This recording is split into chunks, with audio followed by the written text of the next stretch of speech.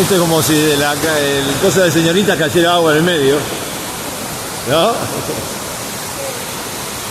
Y nadie se anima a pararse ahí a sacarse la moto.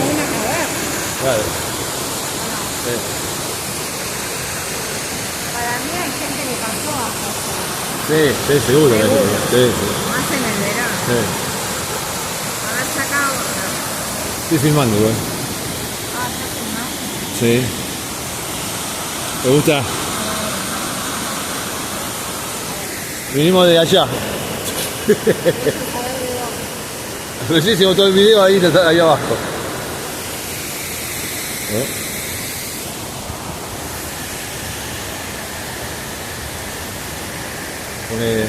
El tema es que vos no te das cuenta, pero hay que pisar acá. Hay que pisar acá y caminar así por ahí es complicado. Acá había constructura. Claro. Eso que quedó de la madera que está ahí tirada. Que para mí la madera, esa madera que ahí está, debía estar ahí. Sí. Tres pedazos. Pero no podemos arriba. Claro.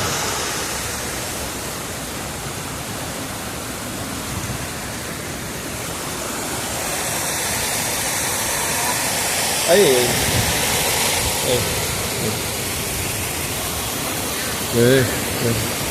Acá, a ver.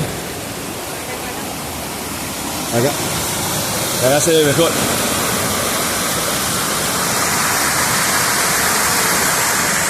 El agua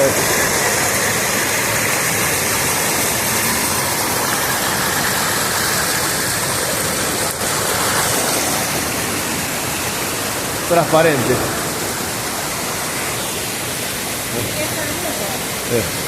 El verde que vos viste es del musgo, no es nada, no hay ningún animal muerto, nada acá. Bueno, fin de catarata del, ¿cómo es? De los duendes, catarata de los duendes, o cascada de los duendes. Ese árbol amarillo pintado de amarillo es el último. Este, que no son verdes, los pintan de amarillo para la guía, me parece. ¿Sí?